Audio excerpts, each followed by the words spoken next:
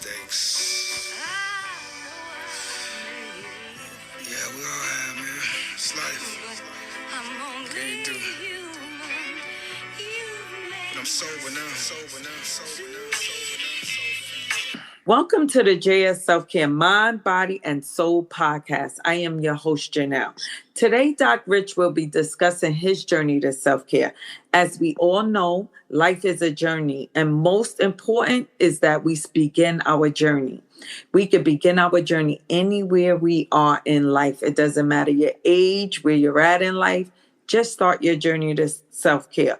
Without further ado, Doc Rich, introduce yourself and tell us about your journey to self-care. First of all, I want to always give praise to the Most High God, for this opportunity, and I want to thank you personally for this platform because it's much needed as far as mental health and things pertaining to our communities in particular, but not just our communities. All those who find themselves in a situation where we have to be more aware and really get into self-care and know what it looks like, know what the triggers are, what the things that brought about where we are today, and for a lot of us, we find that later in life, a lot of these things happen early in life with childhood trauma, witnessing domestic violence. That's a pile up of risk factors that really find us, later in life trying to mitigate and trying to find solutions for the things that, happen to us early. And it takes a lot of work. The best interventions are always early.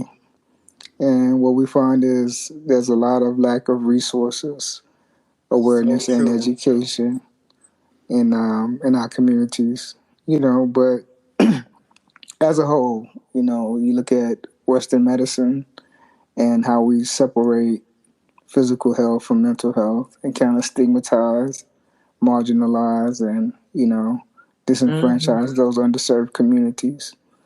As far as my journey, I would say that, it's an ongoing process. I've done. There's a lot of work I still have to do that's ongoing. A lot of realization and really trying to get to know myself. That's self-work, and it's not easy. Self-work is hard. Yeah, it's definitely hard, and a lot of it is, getting back to your inner child, or wherever it was that the traumas, the toxic stress, the adverse events, that caused, the downstream effects of, where we find ourselves in, toxic relationships or bad societal outcomes due to, socio-economic, environmental factors. So this is what we call the social determinants of health, where places we live, work, and play, and things outside of individual behavior or the healthcare system that play into our health outcomes. And for me personally, I'm a person that was able to excel academically, and become a pharmacist.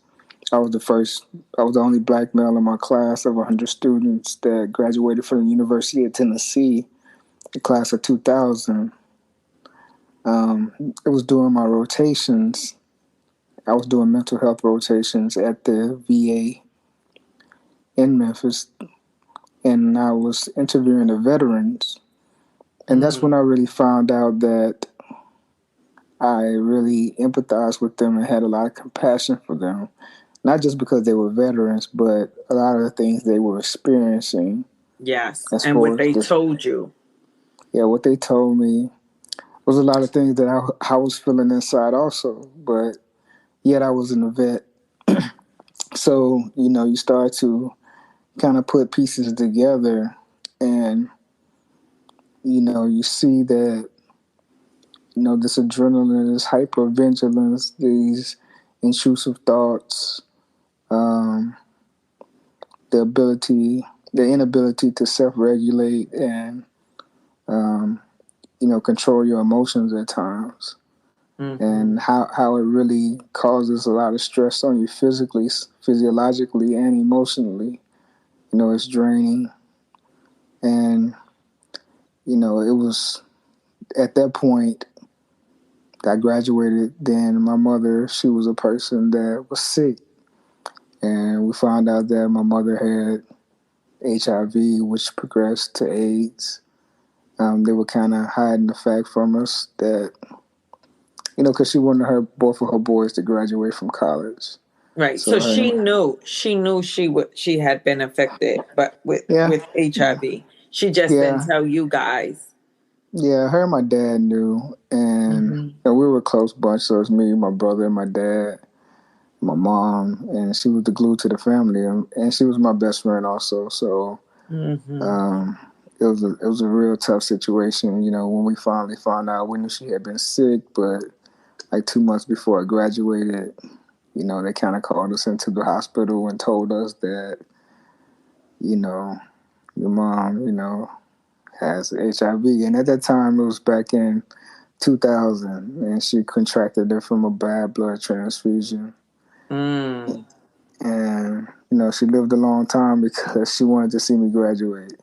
So Wow. her dream for me was to become, a doctor of pharmacy. And she saw it through every step of the way until I graduated, moved to Dallas, and then 2 months later she passed away. And I can say that really exacerbated a lot of the things that I was already feeling inside, and the drinking picked up. So I started drinking when I was like 16, just to feel normal, because I never really felt normal in my skin. I always felt on edge. I always felt, um, just like not at homeostasis, or not, Mhm. you know, comfortable. And, you Did you know, didn't the reason you didn't feel so comfortable in your own skin, was it because you were bullied or something, or you just didn't feel comfortable? Something didn't feel right. well, I'm a small guy. I'm only 5'3", but um, we fight. I grew up West Side Chicago. I was born West Side Chicago, Oh, so okay. Yes. you fight. It's no big thing. You fight enough, you get good with your hands. And Mm-hmm. but the thing was, with the gangs. So the Mm. gangs were a lot of the older kids, was a lot of part of the stress. And at one point, I had a friend named Sean, and he had got a spray painted on his garage that they gave him an ultimatum, basically saying that if he didn't join the gang, he was at 9 years old, Wow. that they were gonna, do something to somebody in his family. And at that point, my mom was like, that's it. I'm taking my kids back to Tennessee. It was some of that, but it was some other things that had occurred, prior to that. And Right. and the thing was, the downstream effects, it led to me continuing to drink, and I got a DUI in 2011. I got a DUI in 2012. I was taking care of my dad because he had some nervous issues that he was dealing with, and kind of was in and out of mental care. Um, Mm-hmm. so it was a lot on me. But Yes. after that second DUI, I had to go talk to a psychiatrist. The board ordered me, like, okay, what's going on with you? You had two Mm-hmm. DUIs in less than a year. And at that time, it gave me the space, the much needed break, because after my mother died, I was just trying to secure the Cope. family. Mm-hmm. And so I moved my dad down, I moved my brother down. So in Texas now. So it was just a lot, trying to pull it all back together. But at the same time, it was like I wasn't taking care of myself or trying to take care of everybody else. Mm-hmm. And things progressed to a point where I had to go see a psychiatrist. And it was, I found out I had PTSD, and it gave me the space to talk about what I had never talked about to anyone, which was I was a kid that was sexually abused by the hands of babysitters who wasn't paying attention to people coming in and out of the house, in Mm-hmm. Chicago. I'm sorry that happened to you. Yeah, yeah, it's one of those things because you wonder what a normal childhood is like because you don't know after that happens. You're never a normal child. It's the end of the day. It was different babysitters in the community, and people coming in and out the house, and that Right. Did Pandora you box remember is, this or at 8? Or did yeah. you remember this happened to you? Or it started coming up when you were in therapy? No, I remember. That's the thing about me. I got Wow, a you're very like an elephant. yeah. I don't forget anything, and that's good and bad. Mm-hmm. That's good and bad. It helps me excel in school because I have a great memorization. I have a great memory, but sometimes it would be good to be able to let some things go, and um, I would continue to have flashbacks, of certain instances throughout life, and you try to forget it, try to make it go away, but that that initial shock and that initial terror, of being, in a situation where you can't defend yourself, where you don't know who to turn to, or you've been threatened that if you do say something, that something's going to be done to you, so you don't say anything, and Mm-hmm. it just becomes one of those things where, okay, this is just how people treat children. Yeah. Because remember that saying in it? That saying was mostly for people of color, black people. And what goes on here stays here. If Yeah, you tell, I'm going to hurt your mother, I'm going to hurt you. So you get threatened and you don't want your family to get hurt. So you scared. yeah, exactly. And sometimes I had both of my parents, and it's like, okay, I know they were safe to tell that, you know, you have what they call the fight, flight, or freeze response, and Mm-hmm. I would just freeze, whenever time I got to a point where I wanted to say something, I always would think back to, being violently threatened, about what would happen. And so you just don't say anything. But And then you carry this trauma. yeah, you You end up carry it. carrying it. Yeah, it's a nervousness you have all the time, and it's always the expectation of some type of bad, outcome, or you just really ultra aware, instead of just normal participatory play as a child should be, and love being a child and just, living carefree. You're not that. You're a different child, and it's kind of like you're looking out for yourself the best way you can. So, you know, in the moment where you should just be enjoying life, you're kind of on guard. Yeah, and then you're forced to become an adult quicker than you're supposed to be. Because, sexual encounters are supposed to, we were taught they for adults. Yeah, and the way biologically your brain, the way the brain develops, that it really derails, cognitive functioning. As your brain develops for the neuroscience, those early pathways get laid, and then you have a trauma of that magnitude, and it just disrupts the wiring of the normal pathways that should be laid. Instead of getting to the higher levels of self-regulation and executive function, and you find yourself just kind of in a survival mode all the time, and and that cortisol and that adrenaline, it wears on you. That's not normal. It's for emergency situations. Right. In case you're attacked by a bear or in the woods, or you're in a club and you hear a gun go off, and yeah, you're supposed to just Right.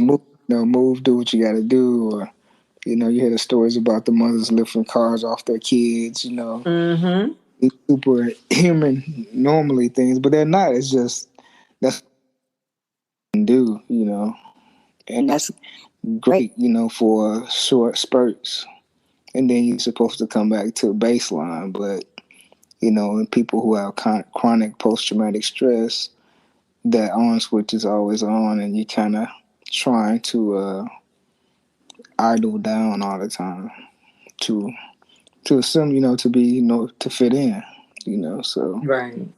you just really have to be, vigilant about your surroundings and who you're with. You try not to overreact, you know, what people would consider overreacting, in your Yes.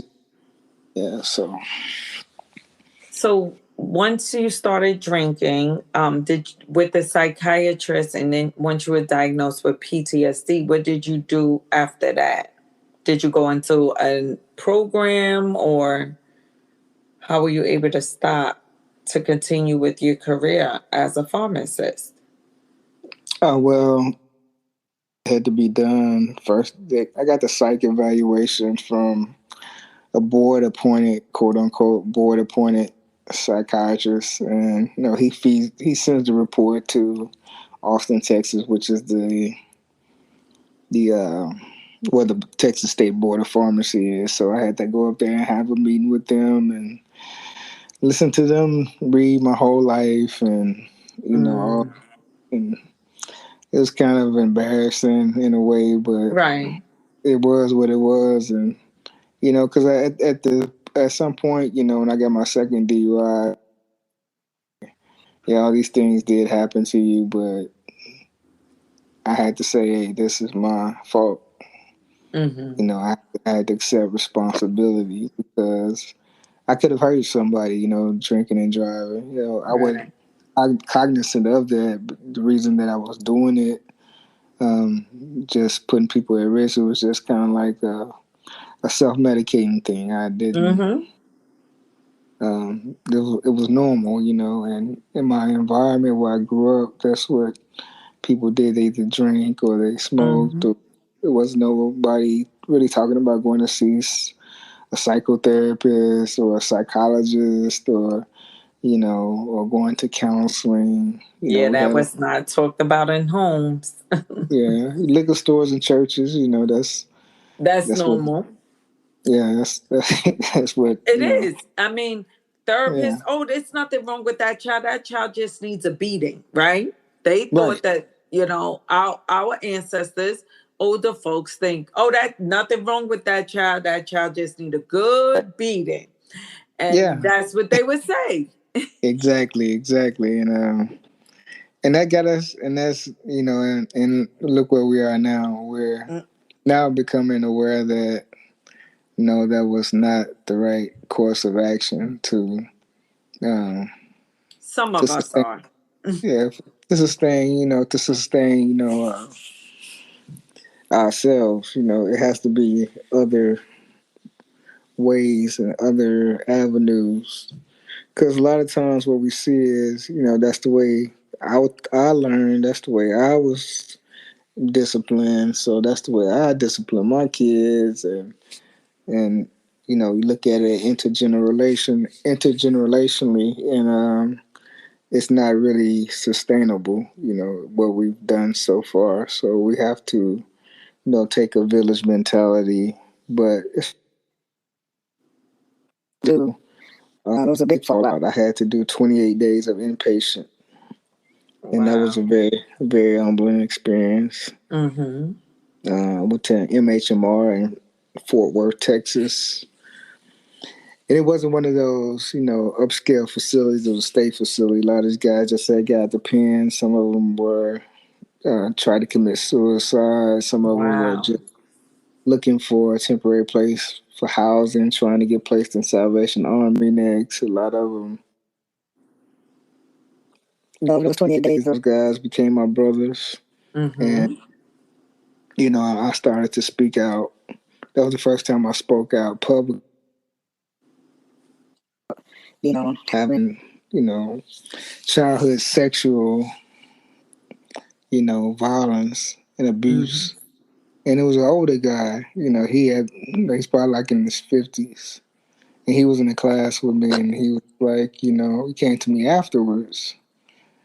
And he was like, man, I'm glad you brought that up because I remember something like that happening to me when I was young. Mm-hmm. And this guy, he probably had been in and out the, state facility. Right. Because he was the one that everybody... That kind of let me know, it was like, okay, this is something that probably needs to be addressed because I'm seeing that... Especially with men, you do know that. Yeah. And not just the children, but guys that are in state facilities, kids that are in juvenile, kids that we see on medications, misdiagnosed as ADD. A lot of it is trauma. Mm-hmm. That hasn't been, we got to get to the root cause of what's causing the fallout of our child's behavior. And for me, I'm just thankful that, it could have been a bad situation with the police. Right. Being black and being drunk, I could have hurt someone. But after those 28 days, I had to do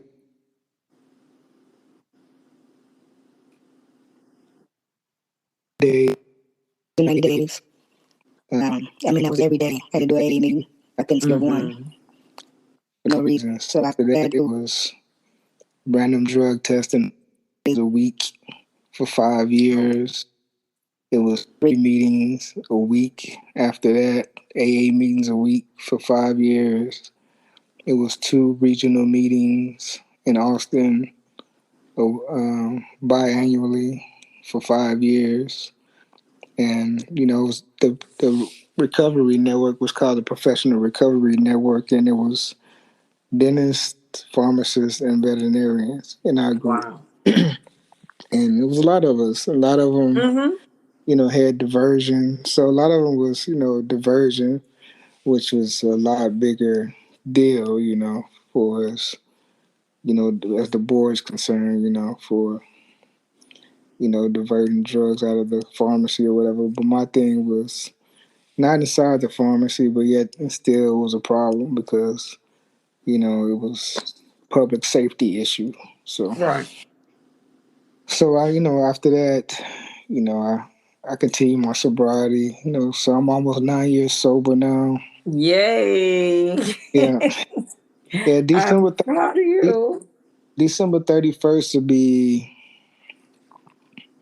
the day I checked in, which was, oh man, it was crazy. I checked in, December 30th, 9 years ago, on this 31st. And that was just like start the new year off, in a facility. Right. With people you don't know. Why are we trying to watch?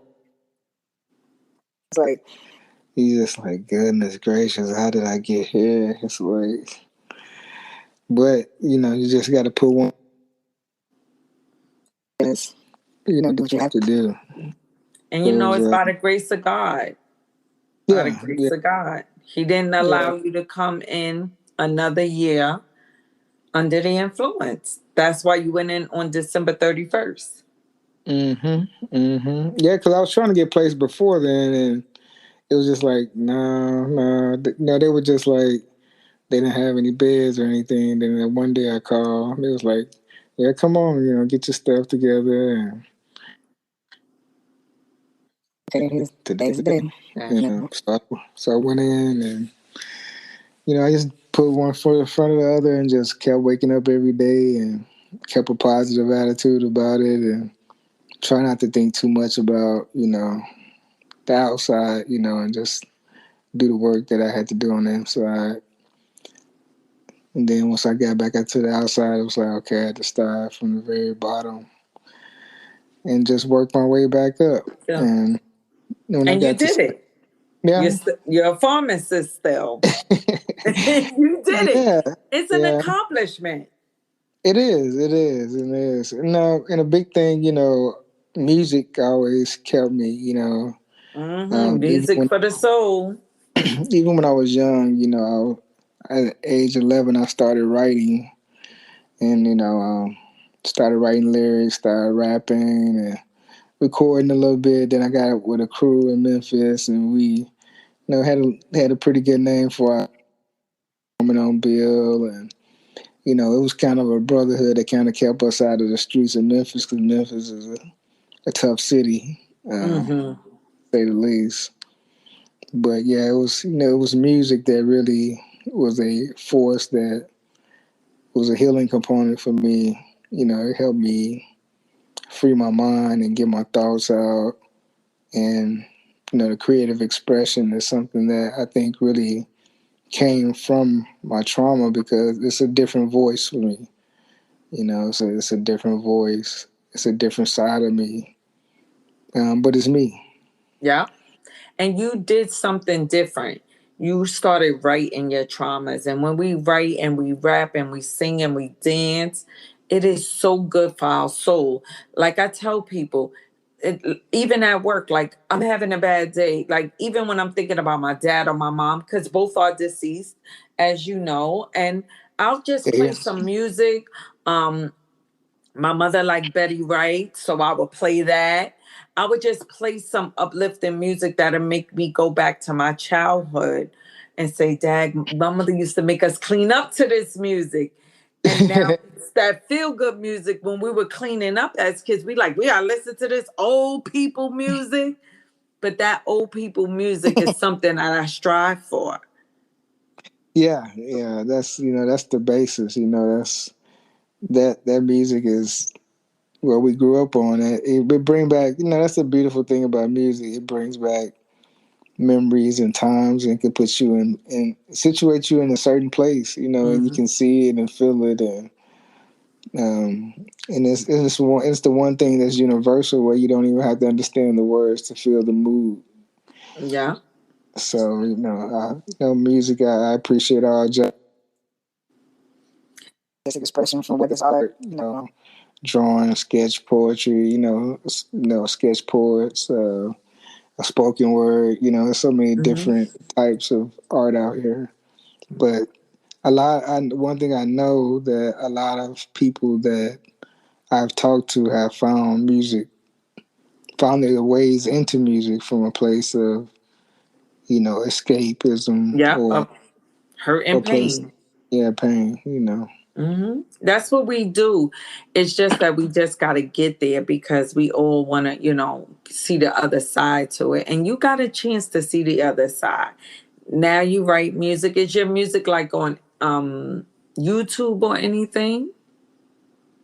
Yeah, I got a YouTube page. I got a single I just put out. Actually, you can pull up Doc. It's Doc Rich. I got 3 singles I put out over the last 2 years. The last one was called Just a Conversation. Mm. Um, it was produced by DJ Payne. It's a it's a storyteller. I'm a big storyteller, and it kind of talks about you know the environmental factors that lead us into situations that's out of our control. And it tells the story as me talking to maybe a younger form of myself or someone that was from the environment that I was from, and just saying, hey, look, these are the cards that I was given, and I did the best with them as I could, but at the same time, don't judge me, because if you were dealt these cards and you were in this situation, you probably would do the same thing as I Thank would.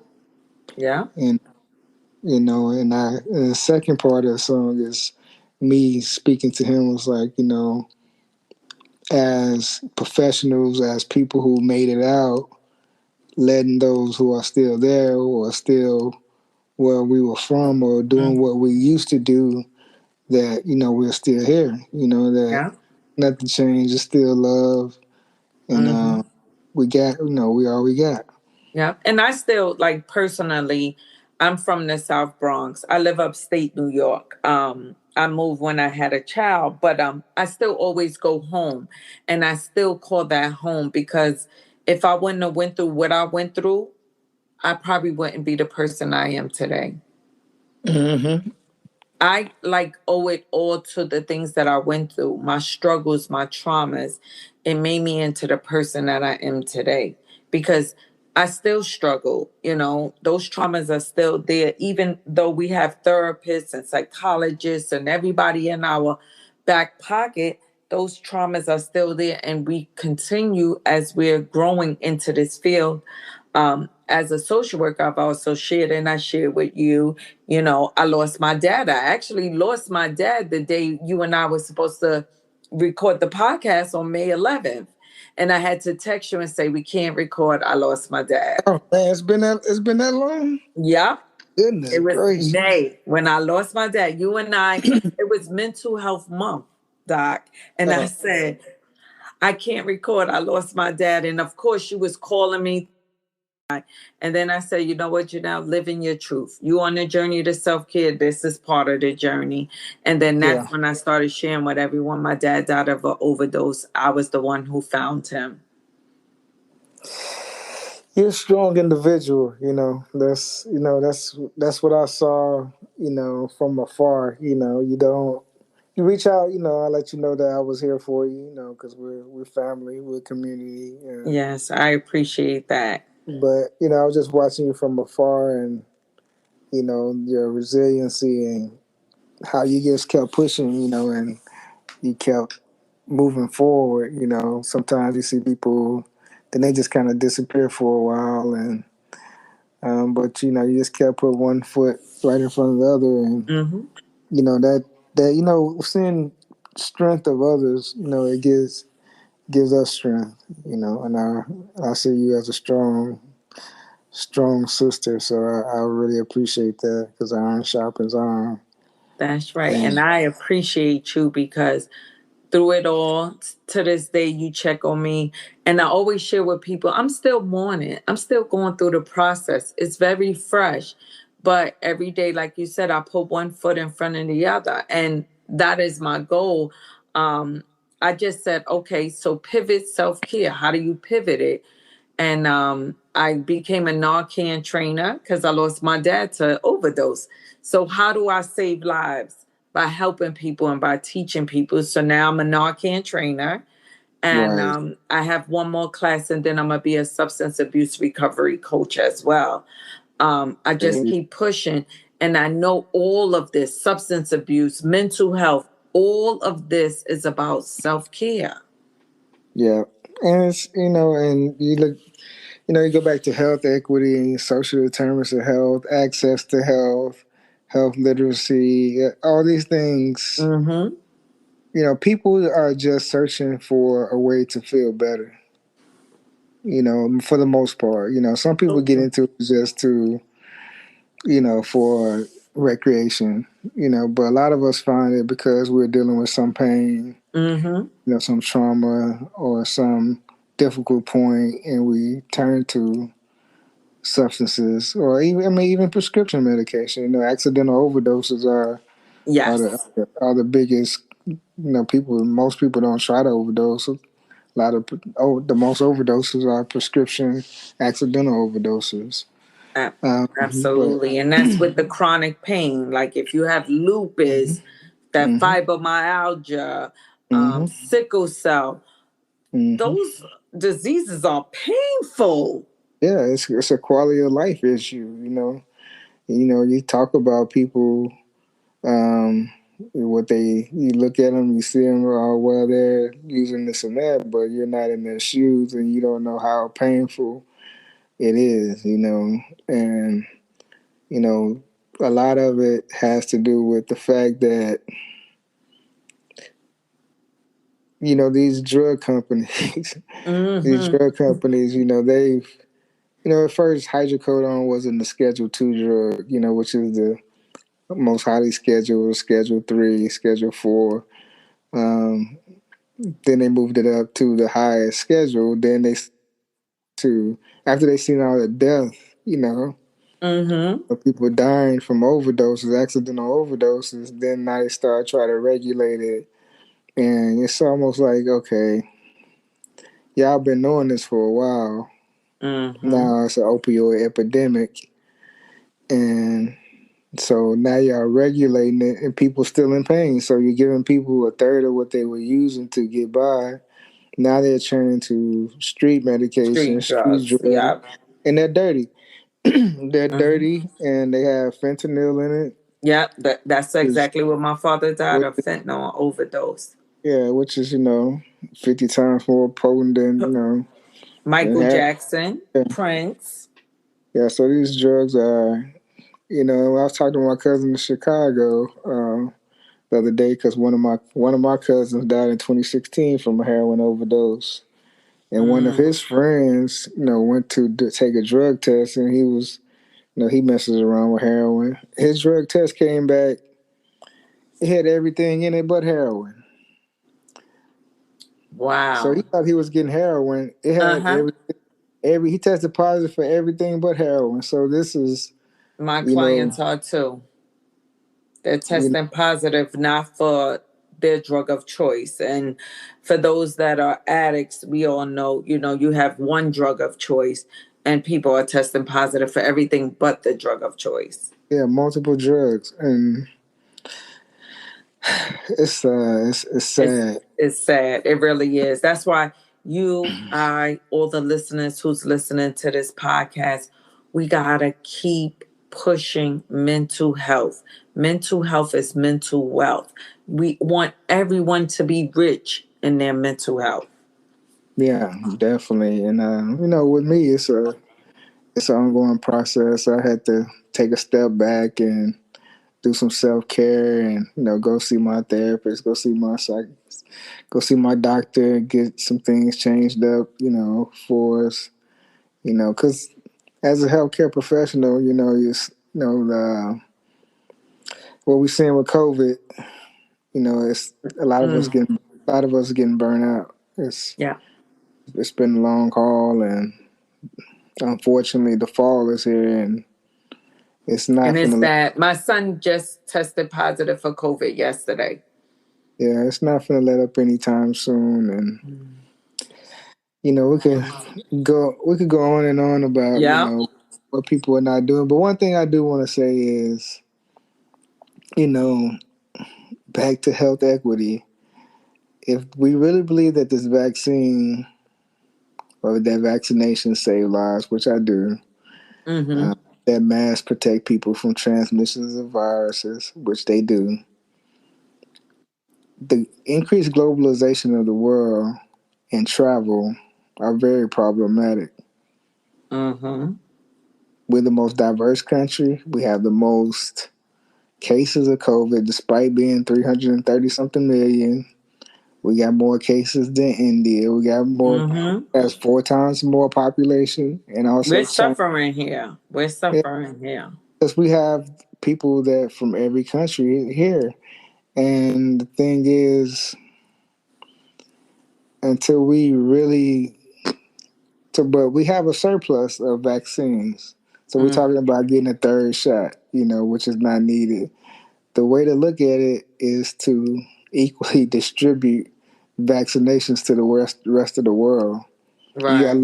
low and middle income countries who have gotten less than 2% of vaccinations been vaccinated. And that's what Mm-hmm. everything that pertains to poor, low and middle income countries, and even impoverished countries within our own society. it's unequal distribution, there's health disparities, and this thing is not going to end until we really see that you have to take care of everybody. Yeah. And what I tell people, because people like, I'm toying with getting the vaccination, I tell people, do what's best for you. But before you do what's best for you, talk to your doctor. Talk to your primary doctor. Because with my son, his pediatrician said she does not recommend the vaccine because she said, Janelle, the way his asthma is, I believe when we give him the vaccine, he's going to get hospitalized. And he went to school. I guess he didn't wear his mask like he was told. And Doc, he tested the reason why he tested positive because we was treating his asthma because of the change of the weather. And he tested positive, but guess what? He's walking around. He's just taking his inhaler as if he's having an asthma attack. So it didn't give him a fever or none of that. So I was telling people, go, talk to your doctor. Talk to your doctor. They will put you in the right direction.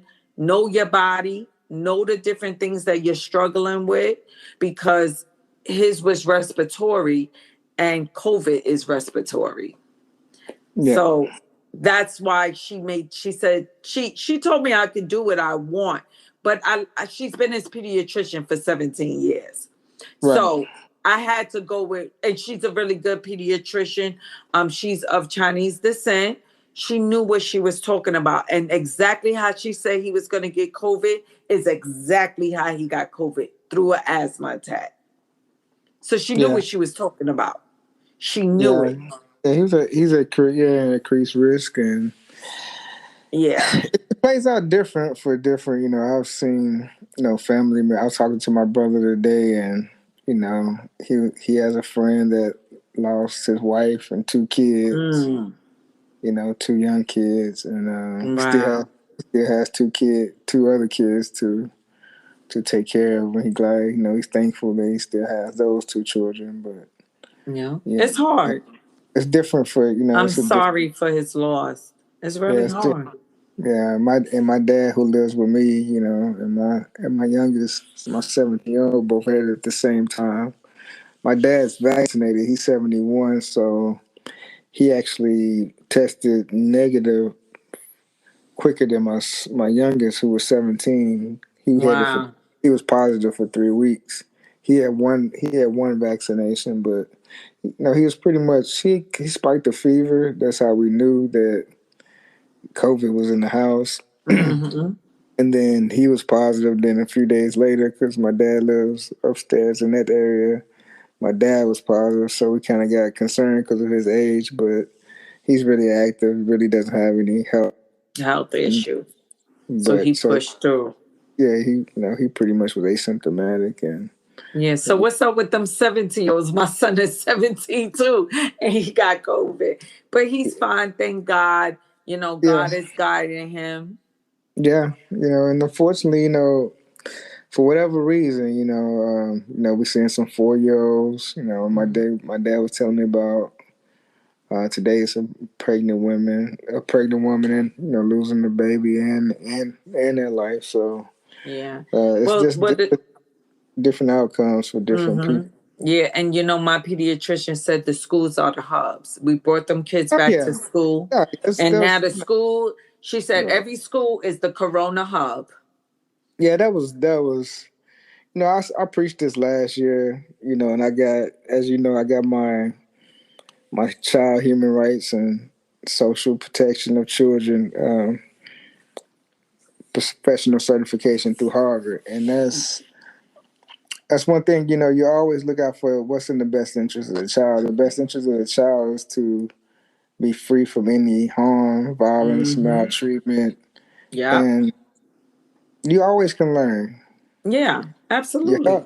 Your health is the most important thing. That's what I told people. I said, listen, I'd rather have a bunch of, as people call them, well, if they don't get an education, they're going to be stupid, right? That's what everybody said. I said, I'd rather have a bunch of stupid kids than a bunch of kids dead. Exactly. Anytime. anytime. Let's Yeah. teach our kids at home, because half of the stuff that they learning in school they don't need for the real life. Let's teach them to be entrepreneurs. Take this time and teach your kids. That doesn't make them gonna be stupid or dumb or whatever they say. If they're not in school, they're not gonna have social skills, but they're gonna be alive. Their grandparents are gonna be alive, because in Hmm. this day and age, rent costs so much that you gotta have extra people living in your house to support the bills. Yeah. And the thing, we always joke as pharmacists because like the downtime is the summertime. So that's the downtime of the year, like, but then as soon as August, the end of August, when school's about to start back, then Labor Day, we're like, okay, all hell's about to break loose. And Yeah. this was before COVID because kids Oh, go, that's what I used to say. yeah, and it did because that's when the flu, Yeah. bronchitis, sinus, respiratory Mm. infection, common Yeah. cold, because kids are very social and they're not, They don't wash their hands. They don't yeah, do nothing.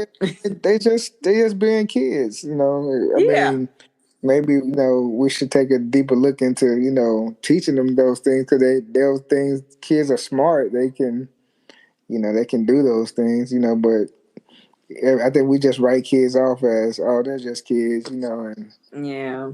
now we're trying to ask them to do something they haven't ever really been responsible to do, and the adults haven't shown them any example of how to do it either. Thank Because you. so Because how can we hold them accountable and asking them to social distance and wear a mask and keep it and we're on? not doing it.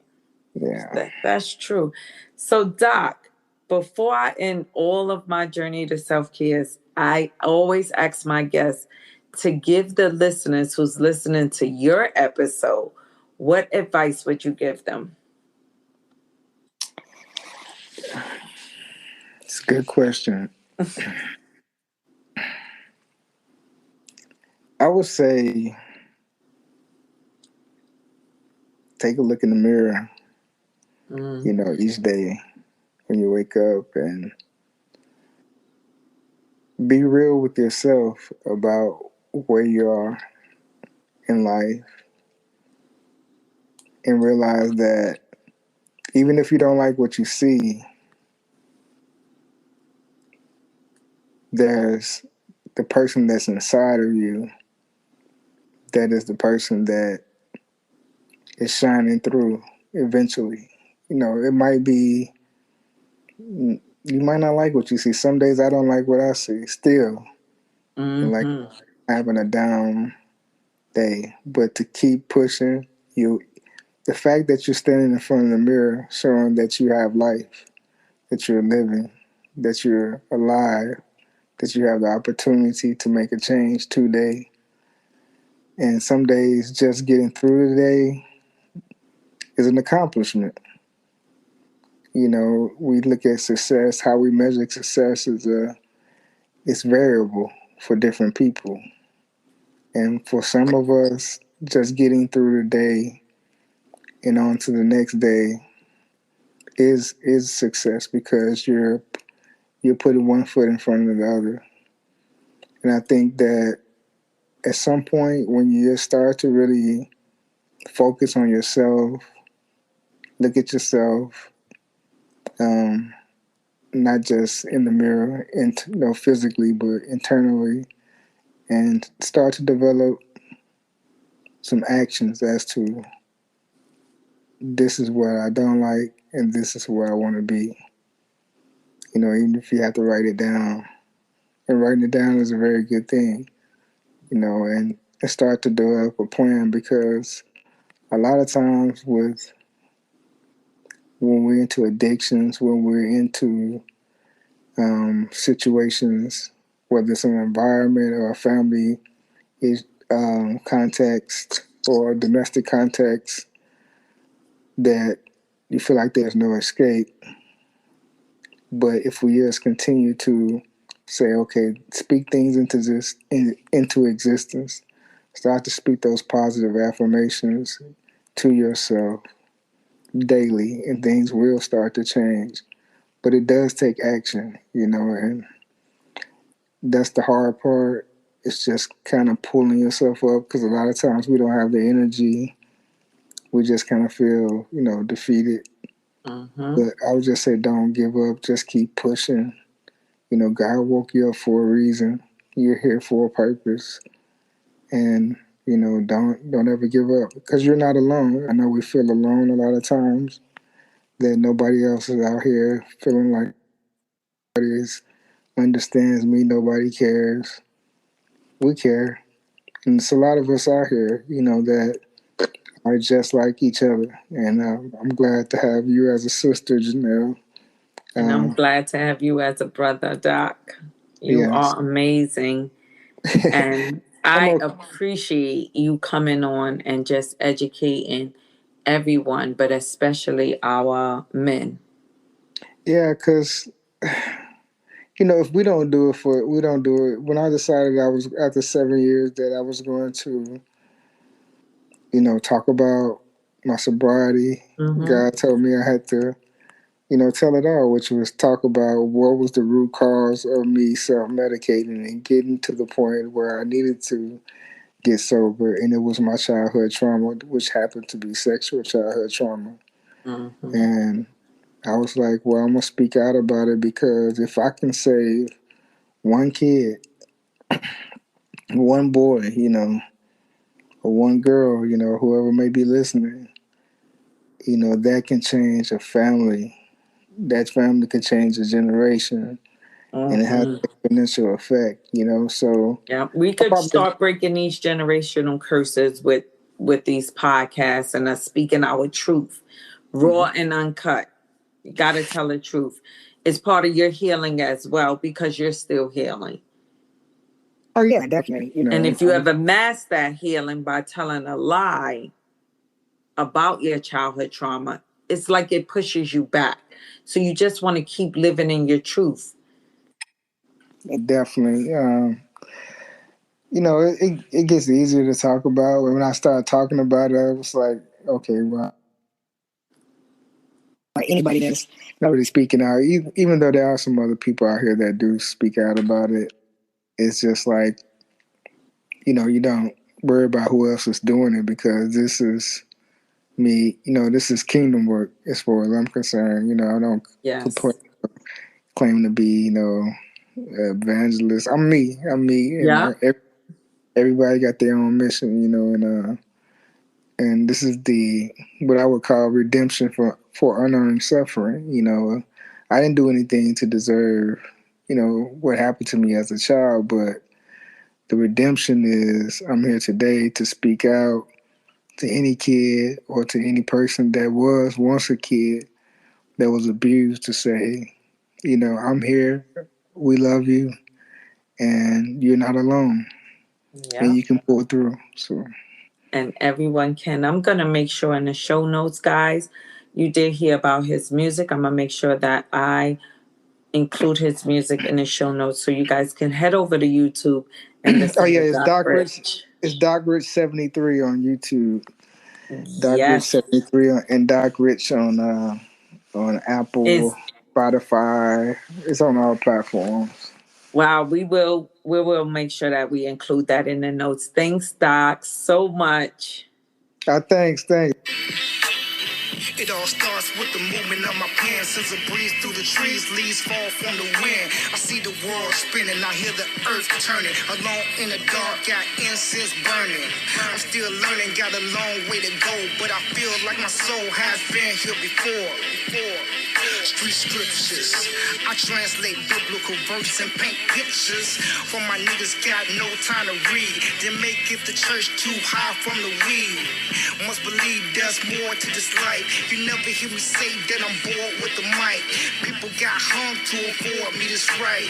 Freedom never run in the South where I'm from. Lord will my skill overrun. Black man, dark skin, I was kissed by the sun. I'm still a slave to the rhythm of the drum. To my grave, I'm a pinner when I spin them from my lungs. It all starts with the movement of my pen. Since a breeze through the trees, leaves fall from the wind. I see the world spinning, I hear the earth turning. Alone in the dark, got incense burning. I'm still learning, got a long way to go, but I feel like my soul has been here before. Pitch black in the wilderness, I stood like a monk with his hood, both hands to the sky. The clouds open up like the 4th of July. Volcanoes erupt. Must have been all the drove in the dust, chest wheezing, barely breathing, bro. I'm like, what the fuck? Right, yelling, man, I'm telling you, she loved me too much. But the sad part about it is I can't give it up. Was my own worst enemy. Piss out of river, liver stay full of Hennessy. They gon' remember me. Texas to Tennessee. Scholars will study these verses for centuries. You can't explain it like the curse of the Kennedys. Now they cloning, don't wanna see tender me. It all starts with the movement of my pen. Since a breeze through the trees, leaves fall from the wind. I see the world spinning, I hear the earth turning. Alone in the dark, got incense burning.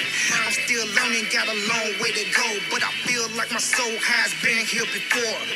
It all starts with the movement of my pen. Since a breeze through the trees, leaves fall from the wind. I see the world spinning, I hear the earth turning. Alone in the dark, got incense burning. I'm still learning, got a long way to go, but I feel like my soul has been here before.